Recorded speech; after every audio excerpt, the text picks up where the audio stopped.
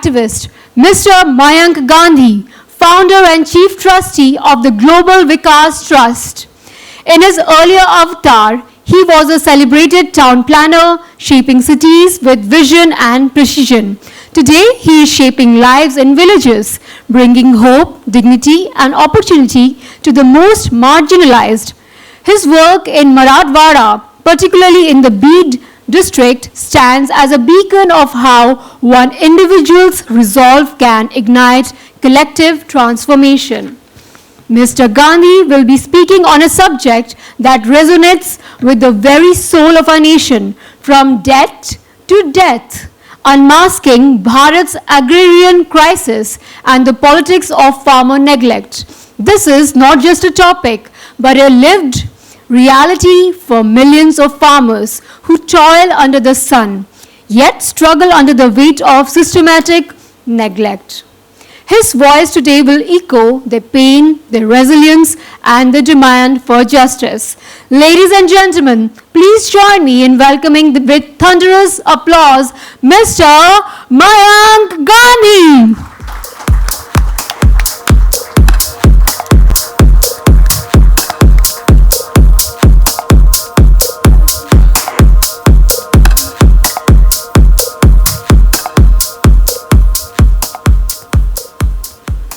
नमस्ते।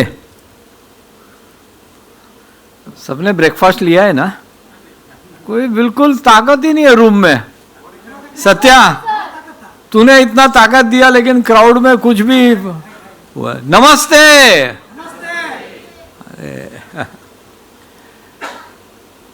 मेरे बारे में कुछ ज़्यादा ही बोल गए, इतना कुछ नहीं है। तो थोड़ा सा मेरा जर्नी पहले बता देता हूँ, और मैं अंग्रेजी में नहीं बोलूँगा, हिंदी में बोलूँगा। मैं एक इंटरनेशनल अर्बन प्लानर था और डेवलप्ड कंट्रीज़ में काम करता था, 23 कंट्रीज़ में काम करता था, और थोड़ा बैकग्राउंड था अध्यात्म का। और यही सोचता था कि ये जो सोच है, which is based out of knowledge, out of validation, conflict resolving, interconnectedness, यही तो विश्व की सोच होनी चाहिए, रादर देन किसका भगवान बड़ा है, किसकी पुस्तक बड़ी है, किसका मैसेंजर बड़ा है। मुझे लगा कि ये ज्ञान और समझ जो है, वो वर्ल्ड व्यू, वो आरएसएस का शब्द है लेकिन मैं बोल सकता हूँ, ये जगत गुरु होना चाहिए, ये सोच, ये देश नहीं। फिर ये सोचा कि अगर ये सोच को अगर हमें प्रीडोमिनेंट करना है तो कौन से देश से हो सकता है? तो ये एक ही लेबोरेटरी है, वो है इंडिया। और अगर इंडिया की बात तो कोई सुन नहीं रहा है, क्योंकि इंडिया सक्सेसफुल नहीं है, गरीबी है, इनइक्वालिटी है, बहुत कुछ है। मुझे लगा अगर इंडिया को सक्सेसफुल बनाए तो उसकी सोच पूरी दुनिया सुन सकती है, समझ सकती है। तो फिर मैं इंडिया वापस आ गया, और मुझे ये लगा, थोड़ा नाइवली भी बोल सकते हैं, कि अगर देश की पॉलिसी ऐसी कर दे कि गरीबों के लिए अगर पॉलिसी बने तो ये देश बदल सकता है। मैं आया था देश को बदलने, मैं यहाँ वहाँ छोटा मोटा काम करके खुश होने को नहीं आया था। तो मुझे लगा कि देश की पॉलिसी बदलें, तो अन्ना जी के साथ मिलके right to information, decentralisation of power as per 74th amendment, और इस तरह से बहुत सारे कानून जो थे उसके ऊपर हमने वर्क किया अन्ना जी के साथ, उसको पास भी कराया। लेकिन फिर समझ में आया कि वो रिफॉर्म्स, लॉज है, वो अपनी लाला लैंड में है, उससे ज़मीन के ऊपर कुछ फ़र्क पड़ता नहीं है।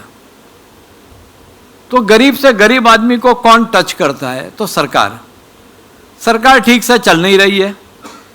तो हमें लगा कि सरकार को इतना प्रेशराइज करें कि वो ठीक से चले। तो मैंने, अन्ना जी ने और केजरीवाल ने मिलकर इंडिया अगेंस्ट करप्शन शुरू किया। और आप जानते हो कि इंडिपेंडेंट इंडिया का सबसे बड़ा मूवमेंट था, और सरकार को काफ़ी प्रेशराइज किया, लोगों को जागरूक किया, लेकिन लास्ट में वो पॉलिटिशियन ऐसा करके हमको बेवकूफ़ बना गया। फिर ये सोचा कि यार सिस्टम में रह के अगर वो नहीं करते हैं, देश उनका थोड़ी है, देश तो अपना भी है, अगर वो नहीं करते हैं तो हम सिस्टम में जाके करते हैं।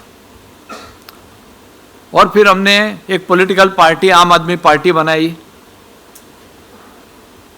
और फिर उस समय एकदम माहौल भी आ गया था, सरचार्ज थे, हमको लगा ये देश बदल जाएगा। और 2015 के चुनाव दिल्ली में हुए तो 14 में मोदी जी जीत गए थे नेशनल इलेक्शन और स्टेट आफ्टर स्टेट जीत रहे थे। तो मैंने मोदी जी को चैलेंज किया कि आपका अश्वमेघ का घोड़ा मैं दिल्ली में रोकूंगा। और फिर हम लोग सब ने मिलके जो कैंपेन किया तो 67 सीट मिल गए 70 में से, और होल कंट्री फेल्ड के something is going to happen to this. Unfortunately उस समय केजरीवाल ने यह सोचा कि नहीं, मुझे प्राइम मिनिस्टर बनना है, और फिर उसने चूज किया पावर ओवर प्रिंसिपल्स, सत्ता ओवर सिद्धांत। और फिर मैंने भी सोचा यार ये पॉलिटिक्स के लायक मैं हूँ नहीं, पॉलिटिक्स के अंदर कुछ ऐसी चीज़ें करनी पड़ती है जो मैं शायद नहीं कर पा रहा हूँ। और ओशो कहते थे कि लाइफ के अंदर गरीबी भी है, अमीरी भी है, तुम्हें चूज करना है कि तुम जिंदगी कैसे जियोगे। और ये लग रहा था कि पॉलिटिक्स से ज़्यादा एक्सट्रीम पॉवर्टी कहीं भी नहीं है। फाइनेंशियल पॉवर्टी की बात नहीं कर रहा हूँ, बाकी quality of life, quality of. तो फिर मैंने पॉलिटिक्स कंप्लीटली छोड़ दिया।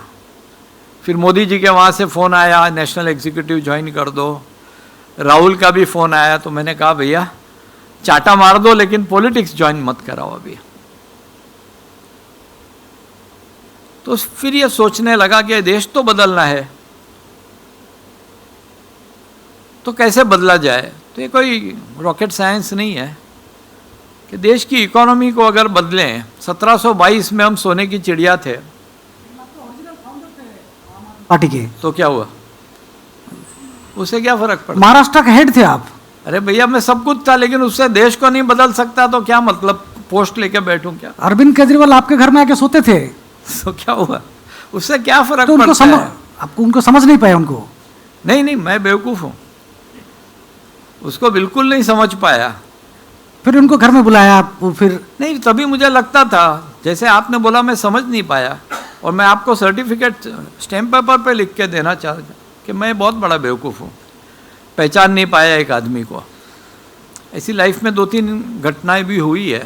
लेकिन आपने मुझे बताया था वो आपके घर में जब आए थे वो बिस्तर में नीचे सो गए थे, और 2 रोटी खा के वहाँ पे वो टाइम पे आपको लगा था कि ये कुछ करने वाला है। बिल्कुल लगा था, तभी तो मैंने सब कुछ छोड़ छाड़ के, काम धंधा सब छोड़ के उनके साथ लग गया था, क्योंकि मैं उसके लिए नहीं लगा था, मैं देश के लिए लगा था। और मुझे लगा कि देश बदल जाएगा वो करने से। He is only an individual, हमें तो देश की फिक्र है। तो उसके बाद राजकारण छोड़ दिया, और कोई रॉकेट साइंस तो है नहीं कि इकोनॉमी जब तक इंडिया की ठीक नहीं होगी तब तक इस देश की बात भी कौन सुनेगा। 1722 में सोने की चिड़िया थे हम, 33% ऑफ द ग्लोबल इकोनॉमी थी, 30% ऑफ द ग्लोबल ट्रेड था। आज हम 3.28% ग्लोबल इकोनॉमी के हैं, 0.8% ग्लोबल ट्रेड है। इंडिया डूब भी जाए तो rest of the world will shrug its shoulder and से ओ but it was a good country. हम लोग इतने इरेलीवेंट हो गए हैं। तो रेलिवेंट होना है तो इकोनॉमी बेटर करनी पड़ेगी, और कोई बहुत डीप सोचने की ज़रूरत नहीं है कि इकोनॉमी को ठीक करना है तो रूरल इकोनॉमी ठीक करनी पड़ेगी। तो मुझे लगा कि ऐसी कौन सी जगह जाके मैं एक प्रूफ ऑफ कंसेप्ट बनाऊं जो पूरे देश को बदल सकता है। तो उस समय मराठवाड़ा में हाईएस्ट सुसाइड होते थे। मराठवाड़ा का वर्स्ट डिस्ट्रिक्ट जो है वो बीड था। बीड के 2 तालुका थे जो खराब थे, अष्टी और परली। इंडिया का इरिगेटेड एवरेज 40% था, तो परली का 1.72 था। लेकिन परली के अंदर तलवार, बंदूक, मर्डर ये सब रेगुलर होते थे। तो मुझे लगा अगर देश का वर्स्ट एरिया कोई ढूंढना है तो मुझे परली में ही काम करना चाहिए। और मैं अंग्रेज था आप लोगों के जैसा, मैंने तो गांव भी नहीं देखा था, एक लगान पिक्चर में देखा वही देखा। और मैं वहाँ चले गया, वहाँ की गरीबी देखी, तो फिर मैंने मुंबई का मेरा घर बेच दिया और मैं वहाँ फुल टाइम सेटल हो गया। हमारे में तो कहते हैं 84 लाख जन्म योनि के बाद मनुष्य शरीर मिलता है। यार तो हॉलीडे, पिकनिक, पार्टी, फैमिली में तो नहीं ख़त्म हो सकता है। There is to be more to life than just doing that. मैं वहाँ चले गया। अब लंबी स्टोरी नहीं कहूँगा, लेकिन आप अरविंद केजरीवाल ने आपको राज्यसभा का सीट भी दिया था, आपने ठुकरा दिया। ऐसा तो कुछ मुझे याद नहीं है, आपको याद हो तो। मुझे याद कोई है। राज्यसभा का कोई सीट वेट नहीं दिया था। नहीं, बोला था आप चुप रह जाइए। आप जब बुक लिख रहे थे, आप एप डाउन, वो टाइम पे आपको ऑफर किया गया था। राज्यसभा नहीं था, चुप रहने को जरूर कहा था, पर वो चुप रहने वाली जो ट्राइब होती है उसमें मैं नहीं हूँ, तो जो बोलना है वो तो बोल ही दूंगा। नहीं, मुझे मालूम है योगेंद्र यादव की बताया था, आपको भी बताया था। नहीं बताया था, राज्यसभा का नहीं, लेकिन बहुत कुछ ऑफर किया था, टेम्पटेशंस। लेकिन ठीक है, वो बात मैं कोई, वो टाइम पे पता चल गया कि वो दुगला उसके है। पहले ही पता चल गया था जब मैंने छोड़ दिया। तो उसके बाद कुछ देश के लिए आया था, मेरे को लाइफ पूरी कंट्री के लिए देनी थी। कोई अरविंद केजरीवाल या पैसा या कोई पोस्ट के लिए थोड़ी मैं आया था। आपने बोला नहीं, आपने देश के साथ क्यों खिलवाड़ किया? अरे मैंने जितना बोला वो आप वो मेरी बुक पढ़ लीजिए, उसके अंदर सब कुछ मिल जाएगा, क्या क्या मैंने बोला, कैसे मैंने रेजिस्ट किया, कितना कुछ किया। पर ठीक है, अभी it was not to be happen. आप तो उनका राइट हैंड मैन थे, आप उनको समझा सकते थे। ठीक है, ठीक है, बोलिए। हाँ हाँ। तो फिर ये सोचा कि वर्स्ट एरिया में जाके ऐसा प्रूफ ऑफ कंसेप्ट बनाएं और फिर उसको रेप्लिकेट करें पूरे देश में। तो मैं गया वहाँ पे परली के अंदर, वहाँ 3-3.5 रुपया मंथली इनकम थी और कोई युवाओं ने दूध नहीं चखा था। 8 साल में 6 साल सूखा पड़ा था।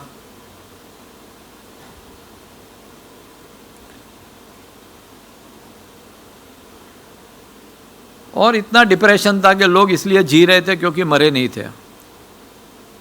ये सब देख के, और मैं था अंग्रेज, मुझे लगा मैं वहाँ जाके ऐसा ऐसा काम करूँगा, फाइन ट्यूनिंग करूँगा और सब कुछ बदल जाएगा। तो मुझे बहुत समय लगा टू अंडरस्टैंड कि आई एम फ्रॉम, मैं अंग्रेज हूँ और ये भारत है। और it took me I think 3 years to understand what Bharat is all about. तो I just show you a 3-minute film कि मैं वहाँ गया और क्यों गया, क्या सिचुएशन थी। Can you play that film? ये मराठवाड़ा के परली तालुका के सूखाग्रस्त गांवों की सफलता की कहानी है, जहां ग्रामीण कभी भीषण जल संकट, सूखा, गरीबी और नशे की लत के कारण उदास और निराश थे। ऐसा लगता था कि वो जिंदा ही इसलिए थे क्योंकि उन्हें मौत नहीं आई थी। गांव वालों को पीने के पानी के लिए मीलों भटकना पड़ता था और गांव में 12 महीने टैंकर से पानी की आपूर्ति होती थी। टैंकर आने के बाद पानी को लेकर झगड़े होने लगते थे। खेती के लिए पानी नहीं था और लोगों के लिए काम नहीं था, जिसके परिणाम स्वरूप गरीबी और भूखमरी थी। पूरा गांव पानी की समस्या से त्रस्त था। बारिश का मौसम बीत जाने के बाद नदी सूख जाती थी और ग्रामीणों को फिर से पानी के लिए भटकना पड़ता था। 2016 में श्री मयंक गांधी और ग्लोबल विकास ट्रस्ट परली तालुका आए और यहां की स्थिति को समझकर बदलने पर काम शुरू किया। वो पहले व्यक्ति थे जिन्होंने ग्रामीणों को शराबबंदी के महत्व के बारे में समझाया। माझी बहिणीला एवढा त्रास देतात, माझी आईला एवढा त्रास देतात, तुम्ही काय करता सगळे? मी तिथून येऊ का मुंबईनी? के विरोध में गांव में मशाल जुलूस निकाले गए। महिलाओं ने बड़े पैमाने पर विरोध प्रदर्शन किया और गांव में शराब पर प्रतिबंध लगा दिया गया।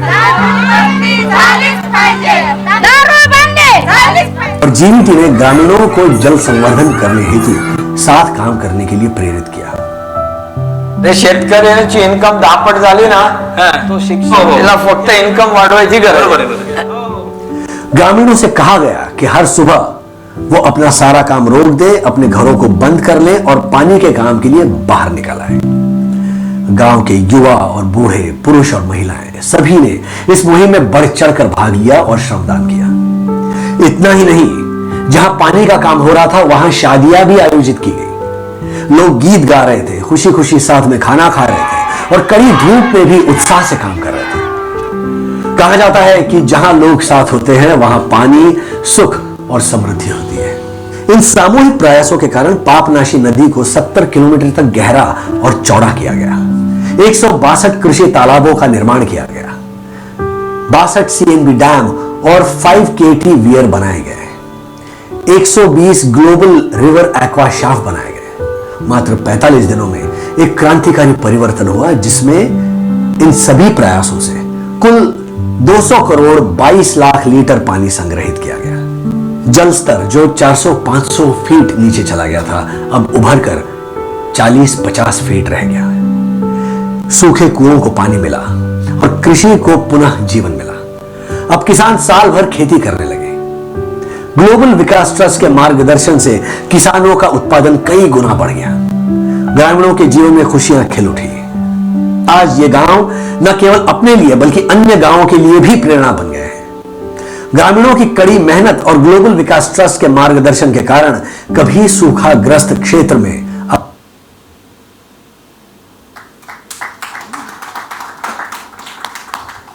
तो फिर हमने किसानों को कहा कि हमने ये देखा कि ज़मीन के ऊपर जब ग्रेन्स ग्रो करते हैं या कॉटन या सोया, और उसी ज़मीन के ऊपर अगर फ्रूट का प्लांटेशन करते हैं तो 9 से 12 गुना इनकम बढ़ जाती है।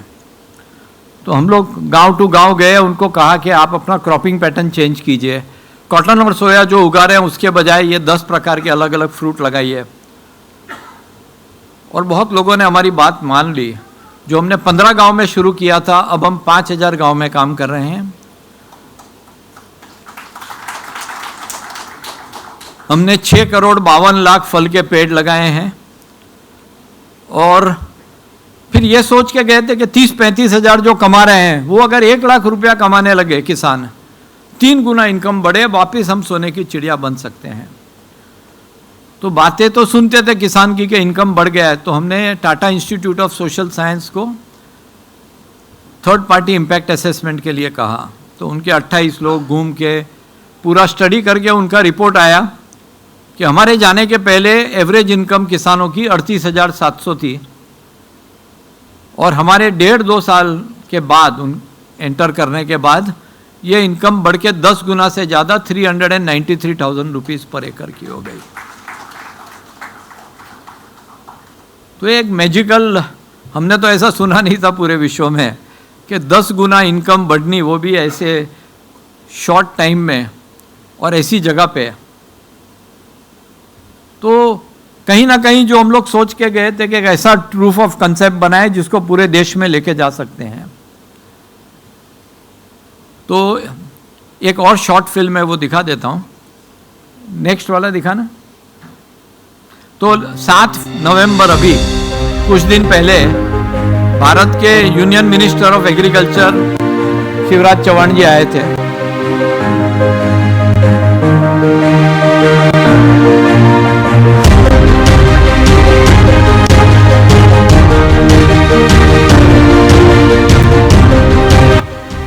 कोणाला एक पण माणूस असा है जो हमी भाव त्याला भेटतो, एक भी आदमी को यहां एमएसपी नहीं मिलता है। और एमएसपी भी ऐसा है कि हम लोग ने कैलकुलेट किया है, गांव गांव जाके कैलकुलेट किया है। कापूस मध्ये 5 क्विंटल निघतो सरासरी 35,000 रुपया। एक एक पाईच्या माझ्याकडे कॅल्क्युलेशन आहे, खर्च 40,000 रुपया होतो। सोया 4 क्विंटल निघतो, बरोबर आहे, 4,000चा भाव, 16,000 रुपया भेटतो, 20,000 रुपयाचा खर्च। तुम्ही जगता कसा ते मला सांगा, आप लोग जिंदा कैसे हो ये मुझे बताओ। काम किया जमीन पे, उसके अनुभव भी हमें बताइए, हम आपके साथ शेयर करेंगे और उन अनुभवों को पूरे हिंदुस्तान में बांटने का काम करेंगे। परंपरागत फसलें हमें ज्यादा लाभ नहीं दे सकती, है बात सही है। केवल सोयाबीन कपास से काम नहीं चलेगा मेरे बहनों भाइयों। और मैं आज अपील करता हूं जीवीटी जैसे संगठनों से भी सरकार के साथ मिलकर काम करें। हम मिलके बदल देंगे जिंदगी आपकी, मिलके बदल देंगे तस्वीर भी और मिलके बदल देंगे तकदीर भी।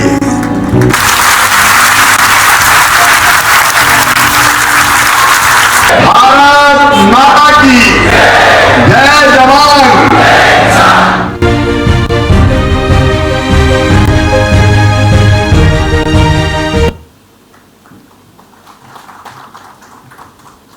तो जो शुरू किया था एक प्रूफ ऑफ कंसेप्ट से, जिसको स्केल अप करना था, ये उसका नेक्स्ट मेजर डेवलपमेंट हुआ कि यूनियन मिनिस्टर ने आके ही कहा कि ये जीवीटी का मॉडल पूरे देश में लेके जाएंगे।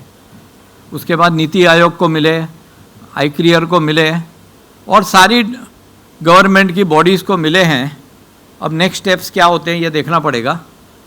पर मुझे लगता है कि पूरे दिन कंप्लेन करने से क्या गलत है, ये बोलने से देश बदलने नहीं वाला है. हमें we have to roll our sleeves and get down to doing things. तो मुझे ऐसा लगता है कि जो हमने रास्ता चुना था वो ठीक चल रहा है. देखते हैं आगे क्या होता है. आप लोग सब ने मुझे शांति से सुना, उसके लिए धन्यवाद. Thank you so much.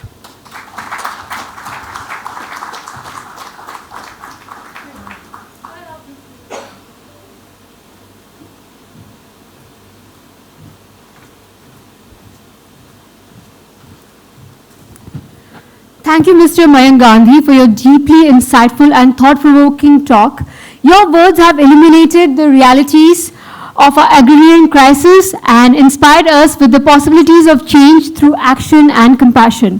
Ladies and gentlemen, as a mark of respect and gratitude, I now request the visionary behind this conclave, Dr. Satya Brahma, to kindly come up on the stage and present a memento to Mr. Mayank Gandhi.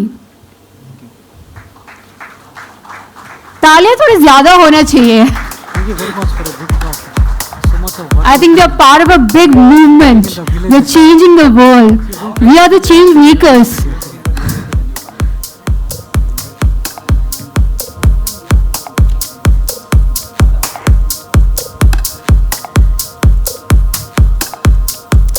This memento is not just a token, but a symbol of appreciation for his relentless commitment to social transformation and his unwavering dedication to the cause of India's farmers. I repeat, this memento is not just a token, but a symbol of appreciation for his relentless commitment to social transformation and his unwavering dedication to the cause of India's farmers.